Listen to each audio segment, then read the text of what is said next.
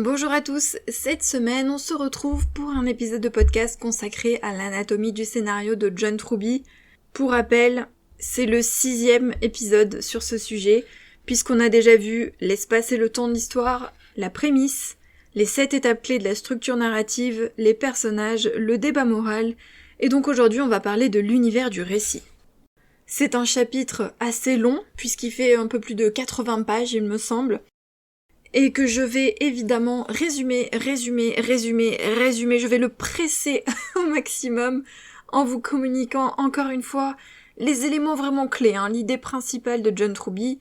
À vous ensuite d'aller approfondir en lisant le livre, donc en ayant le livre sous les yeux, en surlignant, en voyant tous les exemples qu'évidemment je ne vais pas répéter, en voyant l'exercice à la fin du chapitre comme d'habitude. Moi je vous donne vraiment l'essence du chapitre. On va à l'essentiel de chez l'essentiel, pour que ce soit assez clair, on va dire, pour que vous ayez une idée globale, mais je ne peux pas approfondir, ce serait beaucoup trop long, et puis on retiendrait pas finalement le plus important. Pour vraiment aller en profondeur, il faut acheter le livre, et il faut le lire, le décrypter, surligner, prendre des notes, etc. Donc l'univers du récit, selon John Truby, et je cite, « c'est un réseau complexe et détaillé, dans lequel chaque élément a une signification narrative. C'est une expression physique du réseau des personnages et plus particulièrement du héros. » En gros, selon John Truby, on commence par écrire une phrase, qui résume un petit peu l'histoire. On crée ces personnages, et autour de ça, on va créer des formes, des espaces, qui vont exprimer les éléments narratifs. C'est-à-dire qu'au début, on crée l'essentiel, et ensuite, pour ainsi dire, on brode autour, on crée une espèce de tapisserie tout autour, qui est donc l'univers du récit. Et selon John Truby, ce qui est intéressant, c'est que, du coup, dans l'histoire, il faut savoir parler 2 langues, la langue des mots et la langue des images. Encore une fois, l'un ne va pas sans l'autre, vous le savez, pour John Truby, tout est lié. Donc on a les mots, c'est-à-dire les mots qu'on a choisis pour raconter l'histoire, et on a les images qu'on va créer dans l'esprit du lecteur. Donc ce chapitre est divisé en plusieurs parties. On a d'abord le fait de trouver l'univers du récit dans le principe directeur, vous l'avez compris, le principe directeur revient souvent. Ensuite, on va parler des oppositions visuelles, donc de l'arène qui comprend les oppositions visuelles.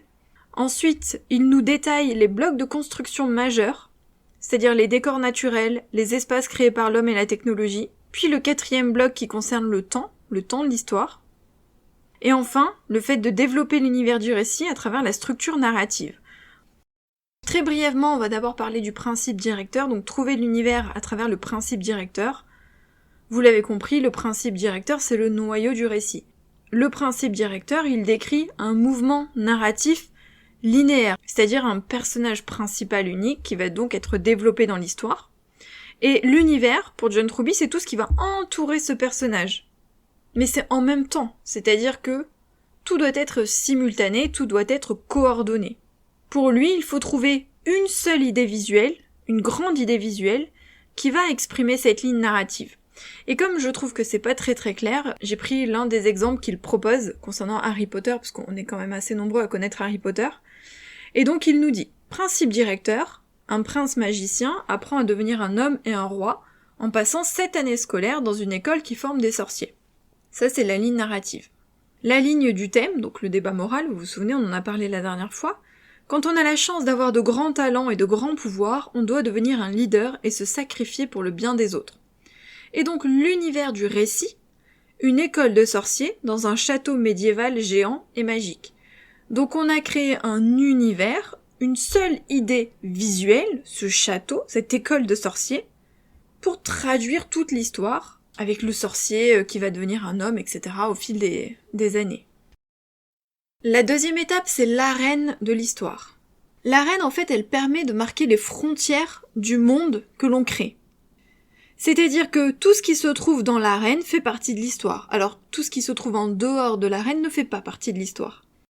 Alors attention, ça ne veut pas dire que toute l'histoire doit se dérouler uniquement en un seul lieu, en un lieu unique. Ce serait très limitant. C'est pas impossible. Il y a des histoires qui le font, mais c'est quand même limitant, et il faut pas se dire mince. On nous dit qu'il faut une seule identité visuelle, il faut qu'il y ait un seul endroit, du coup on est bloqué. On voit bien par exemple que dans Harry Potter, ils ne sont pas toujours dans ce château. Il y a des moments où ils sortent du château. Donc c'est l'identité visuelle de l'histoire, mais ça ne veut pas dire qu'on doit forcément y rester sans jamais en sortir. On peut avoir plusieurs lieux différents dans une même arène. Attention, il ne faut pas non plus que ce soit trop éparpillé, qu'il y ait trop d'éléments. Il faut quand même qu'il y ait cette identité unique, qu'il y ait ce lien entre tous les lieux de l'arène, comme il y a un lien entre toutes les scènes et entre toutes les étapes de l'histoire. Donc John Truby nous propose plusieurs solutions. La première, c'est de créer un espace général, puis d'alterner et de condenser. C'est-à-dire qu'on décrit le champ le plus vaste de l'histoire au début du récit, et puis petit à petit, on réduit, on rétrécit cet espace au fur et à mesure que l'histoire progresse. C'est-à-dire que l'espace général, ça peut être une ville, ça peut être une galaxie, ça peut être un océan, mais ça peut être aussi un petit peu moins, ça peut être dans un village ou autre, et petit à petit, on va resserrer pour revenir dans des lieux plus petits. Par exemple, si on parle de la galaxie, peut-être qu'à un moment donné, on va se retrouver sur une planète précise. Deuxième possibilité, c'est de faire en sorte que le héros suive un périple, une espèce de voyage, selon une ligne unique, c'est-à-dire qu'il va quand même suivre un chemin, mais on va changer de lieu à chaque fois, puisque forcément il fait un voyage. La difficulté, c'est de vraiment faire en sorte de comprendre qu'il y a cette ligne unique, justement, et que le héros suit vraiment une ligne directrice à travers son voyage, et que ça part pas dans tous les sens. Troisième possibilité, faire au héros un périple circulaire. C'est-à-dire que c'est exactement la même chose que précédemment, sauf qu'à la fin de son voyage, il revient au point de départ. Quatrième possibilité, sortir le héros de son élément. C'est-à-dire qu'il va y avoir 2 arènes.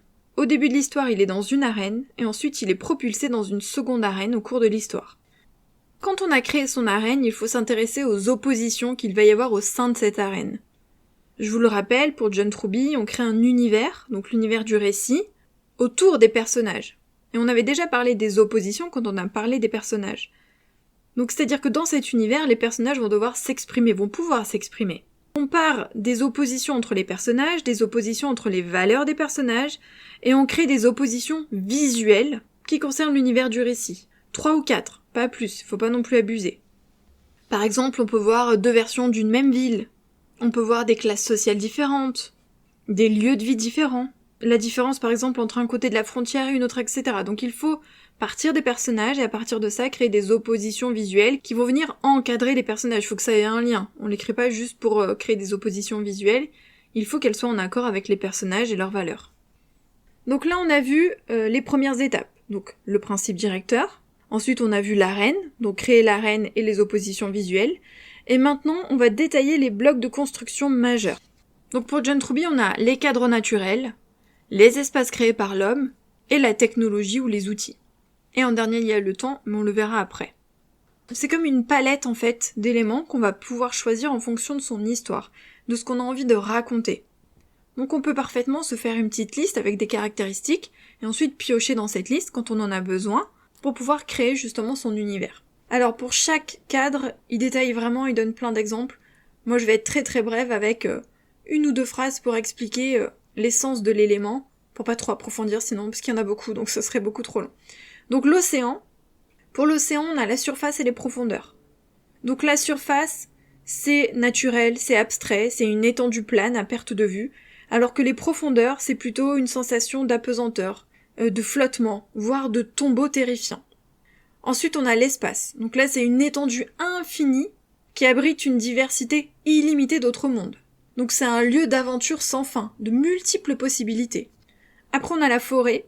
Donc la forêt c'est bien aussi pour les moments contemplatifs, l'endroit où on peut se réfugier, où on peut se cacher. Il y a une forme d'intimité. Mais ça peut aussi être un lieu de mauvais augure, où des gens se perdent, où on peut être traqué, où il peut y avoir des fantômes ou de l'horreur ou autre. La jungle. Dans la jungle on a plutôt une sensation de suffocation. Donc c'est-à-dire que c'est la nature qui surpasse l'homme. Ensuite, on a le désert et la glace. Donc ce sont plutôt des lieux d'agonie et de mort. C'est des lieux difficiles, où il va y avoir souvent des épreuves et où les hommes vont être mis à l'épreuve. L'île. Donc l'île, c'est un cadre idéal pour créer une histoire dans un contexte social. C'est la version miniature d'une planète. On peut vraiment jouer sur le fait que ce soit isolé, mais qu'en même temps, ce soit comme un mini lieu de vie, où on va pouvoir travailler sur les liens entre les gens, les liens sociaux entre les gens. Après on a la montagne, donc la montagne c'est forcément un lieu élevé, On peut s'y rendre pour faire ses preuves, pour avoir une prise de conscience, pour réfléchir, pour s'isoler. Et à l'inverse, on a la plaine. Donc c'est une surface plane, qui est grande, qui est ouverte, qui est accessible, qui évoque plutôt la liberté. Et enfin, on a la rivière. La rivière, c'est un cadre puissant. Faut imaginer que c'est un chemin, mais que c'est un chemin entraînant, puisqu'il y a du courant. Et donc c'est une route qui va mener à quelque chose ou qui va éloigner de quelque chose. On utilise les décors naturels que s'ils sont utiles, s'ils sont intéressants pour l'histoire. On met pas une montagne juste pour mettre une montagne. Et surtout, c'est intéressant justement de les prendre à contresens et de ne pas tomber dans le cliché dans les lieux communs. Après les espaces naturels, on a les espaces qui ont été créés par l'homme. Premier espace, et le plus simple, c'est la maison. Donc la maison, c'est le premier lieu pour une personne. C'est-à-dire que c'est le foyer de la famille, c'est l'unité de la vie sociale. C'est l'endroit où on va se retrouver, c'est un petit peu la base quand on crée un personnage. La maison, elle nous protège, c'est une espèce de cocon, et quand on sort de cette maison, c'est pour aller à l'aventure finalement, pour découvrir le monde. Donc la maison peut être chaleureuse, mais elle peut aussi être terrifiante, en fonction de son histoire. À l'intérieur même de la maison, on peut aussi jouer sur l'opposition cave et grenier. Donc par exemple la cave, c'est un sous-sol, c'est l'enfer, c'est le tombeau de la maison, c'est l'endroit où il y a des secrets, où il peut y avoir des complots, des choses cachées, alors que le grenier qui est donc au sommet de la maison, on peut y réfléchir, il peut y avoir un espace artistique, des œuvres d'art, mais on peut aussi y cacher des choses, des objets, des souvenirs, des trésors, ça dépend encore une fois de l'histoire. Dans les espaces créés par l'homme, on a également le chemin. Donc le chemin, c'est quelque chose qui va nous pousser à explorer, à avancer, à sortir de l'endroit où on est, à aller ailleurs. Après le chemin, on a la ville. C'est le plus grand des espaces créés par l'homme, parce que dans la ville, il y a des centaines de bâtiments, de gens, etc. Dans une histoire, en général, on évite que l'univers soit la ville en entier. Souvent, on se consacre à certains quartiers, par exemple, à certains bâtiments, pour réduire le champ de l'histoire, puisque sinon ce serait beaucoup trop vaste, tout comme quand on parle d'un pays. Donc on réduit un espace plus petit. Alors je ne vais pas les développer, mais John Truby nous parle de combiner la ville et les cadres naturels. Par exemple, la ville montagne, la ville océan, la ville jungle, la ville forêt, c'est-à-dire qu'en fait il va utiliser des métaphores naturelles pour représenter la ville. Je vous invite à aller lire ce passage si jamais vous voulez en savoir plus. Enfin, le dernier élément, c'est la technologie ou les outils. Donc en fait, ce sont des extensions de la personne, un moyen de se connecter au monde. Si le personnage utilise un outil, c'est que cet outil doit avoir un sens, une utilité, une raison d'être. On ne l'utilise pas pour rien, on n'utilise pas avec ce personnage pour rien non plus. Donc c'est vraiment une extension du personnage, et donc ça va révéler des choses sur lui. Évidemment, la technologie, elle est plus utile dans des histoires, dans des genres qui vont mettre l'accent sur l'univers du récit, par exemple en science-fiction.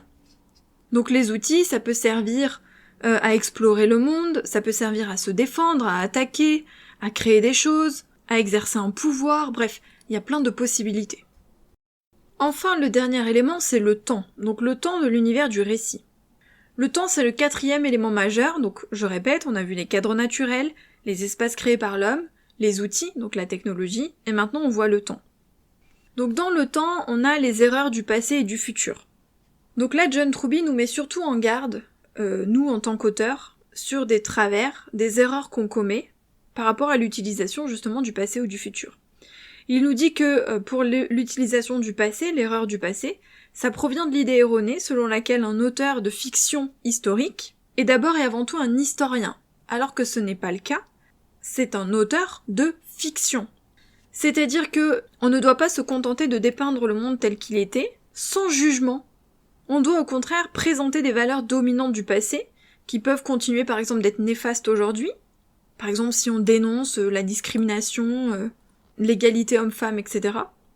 Ou au contraire présenter des valeurs du passé qui sont toujours valables aujourd'hui. C'est-à-dire qu'on doit porter un jugement, et ne pas se comporter comme quelqu'un qui va juste relater des événements, relater des faits, relater une histoire, puisqu'on écrit de la fiction. Même chose pour l'erreur du futur, et je cite, beaucoup d'auteurs pensent la science-fiction comme une prédiction, une idée de ce qui se passera dans le futur, de ce à quoi ressemblera vraiment le monde. Et selon John Truby, c'est justement une erreur, de penser que les histoires situées dans le futur traitent du futur. En fait, au contraire, on doit imaginer quelque chose et donner au lecteur une vision qui va lui permettre de faire abstraction du présent afin de mieux le comprendre. C'est-à-dire qu'on va plutôt parler de choix, de conséquences de choix sur l'avenir, etc. Alors, dans ce passage sur le temps, on va parler de plusieurs éléments. C'est ce que John Truby appelle le temps naturel, c'est-à-dire les saisons, les fêtes, le jour unique et le compte à rebours. Donc les saisons, c'est simplement d'utiliser le cycle des saisons dans son histoire. Donc on situe l'histoire à un moment particulier dans une saison, ou sur plusieurs saisons, si jamais l'histoire est un petit peu plus longue. Et donc soit on reste sur une saison fixe, soit on présente une espèce de cycle qui peut aussi avoir une valeur, un sens. Par exemple le cycle de la vie, de la mort, de la renaissance. Après on a les fêtes et les rituels, donc il faut faire le distinguo entre les deux. Le rituel c'est un ensemble d'actions qui vont se répéter à un intervalle défini, pour vraiment une catégorie précise de personnes, alors que les fêtes, elles élargissent souvent la portée du rituel à la nation, c'est-à-dire que c'est plus général, plus grand qu'un rituel qui est souvent élaboré par une communauté plus restreinte. Pour bien faire, il faut bien réfléchir au sens du rituel ou de la fête, à leur signification, à pourquoi on va les employer, dans quelles circonstances et par qui. Après, on a le jour unique, c'est quand l'histoire se déroule sur un jour unique. C'est-à-dire que tout va être simultané, tous les personnages vont agir en même temps, sur ce jour précis. L'idée, c'est de jouer sur cet effet d'urgence. John Truby nous dit même que l'idée, ce n'est pas d'avoir une journée entière de 24 heures, mais bien par exemple de 12 heures. Parce que ce sentiment d'urgence va prendre de l'ampleur à l'approche de l'échéance, donc à la fin des 12 heures. Le passage des heures, ça va obliger à aller de l'avant. On est obligé d'avancer. Il va y avoir une espèce d'oppression qui va nous pousser vers l'avant, un effet entonnoir. Selon John Truby, si on repart sur une histoire de 24 heures, c'est moins intéressant parce qu'on revient à cette idée de cycle, et vous savez, de recommencement. C'est-à-dire qu'à la fin des 24 heures, une nouvelle journée commence. Alors que dans l'aspect 12 heures, on a beaucoup plus ce sentiment d'urgence. Ensuite, on a le jour parfait. Donc c'est une variante du jour unique, mais c'est une version utopique. Alors il nous met en garde, il nous dit qu'en général, ça ne contient pas toute l'histoire. C'est vraiment un bout de l'histoire, une partie de l'histoire, où pendant cette journée unique, tout va être en harmonie, tout va bien se passer. Mais s'il n'y avait que ça, si l'histoire ne tournait qu'autour de cette journée utopique, il n'y aurait aucun intérêt puisqu'il n'y aurait pas d'obstacles et de conflits. Donc le plus intéressant, c'est de s'en servir ensuite pour montrer justement que ça va basculer ou que quelque chose va aller mal, que ça va changer, on va sortir de cette journée parfaite, pour qu'il y ait vraiment une histoire. Et enfin, on a le compte à rebours. Le compte à rebours, tout le monde sait ce que c'est. C'est justement, on revient à ce sentiment d'urgence, de se dire qu'une action va devoir être accomplie dans un temps défini. Donc il va y avoir du dynamisme, on va pas s'ennuyer, forcément il va y avoir du suspense, puisqu'on va se demander si le héros va y arriver ou non, il y a une espèce d'entonnoir, ce sentiment d'oppression dont on a déjà parlé tout à l'heure, et ça permet vraiment de garder le lecteur en haleine. Dernier point de ce chapitre, c'est de créer l'univers du récit via la structure. Donc en fait, la structure, elle va permettre de développer le thème de l'histoire, de développer l'univers du récit. Chaque étape de la structure va concerner à la fois un ou plusieurs personnages et l'univers du récit. On a dit que tout était ensemble, que tout était lié. Ça va se développer en même temps, c'est-à-dire que l'univers va se développer en même temps que le personnage, ou que les personnages. Notre histoire va gagner en texture, on va vraiment tisser une toile tout autour des personnages pour créer l'univers du récit. Et c'est grâce à la structure qu'on va y arriver, puisque on va se baser sur la structure pour tout créer, étape par étape. Donc je le répète, j'ai résumé intensément ce chapitre, et vous voyez, il y avait quand même déjà pas mal de choses à dire. J'ai même enlevé certains passages, dont je n'ai pas parlé du tout, parce que je pense que ça aurait fait trop de digressions, et que ça aurait vraiment été très compliqué ensuite de garder en mémoire les éléments clés. Je pense que là vraiment j'ai essayé de rester focalisée sur les éléments simples à comprendre, en tout cas dans un podcast, à l'oral parce que c'est plus compliqué. Vous l'avez compris, au fil des séances, c'est un livre qui est très très très très dense, qui est même difficile à lire. Donc moi je résume l'essentiel, les bases, voilà, on va dire les bases, pour que ce soit assez clair dans votre esprit et dans le mien, parce que je dégrossis ce que je lis pour que ce soit clair à la fois pour moi et pour vous, parce que pour vous l'expliquer, il faut que moi j'ai compris. Dans le prochain épisode concernant John Truby, on parlera du chapitre 7, le réseau de symboles, et puis nous on se retrouve la semaine prochaine en attendant pour un autre épisode de podcast. Bye!